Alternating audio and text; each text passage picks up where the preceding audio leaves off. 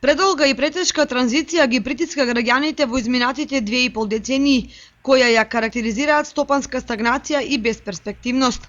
Споредбите со годините на договорната економија, кога кочанското стопанство беше меѓу најуспешните во државата и актуелните производно-економски состојби, не им даваат доволно причини на аналитичарите за оптимизам.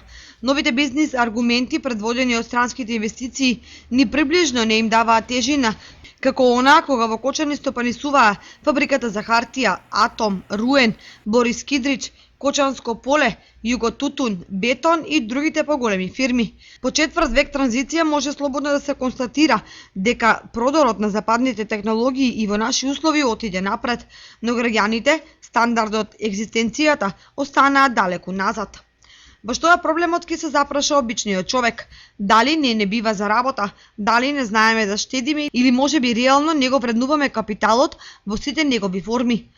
На овие прашања во државата никој во изминатите 25 години не се обиде да даде одговор, како да се некаква табу тема, но без одговор на истите, без лоцирање на проблемот, излезот од стагнацијата ќе биде и понатаму долготраен и тежок.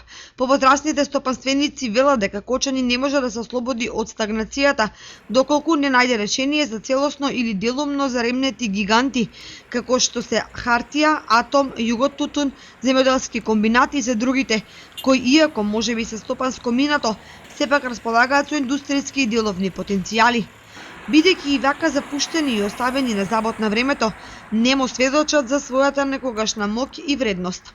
А најголемиот стопански исчекор, според многумина, зависи првенствено од ефектуирањето на термалната вода, која останува големо неискористено богатство во сиромашни раце.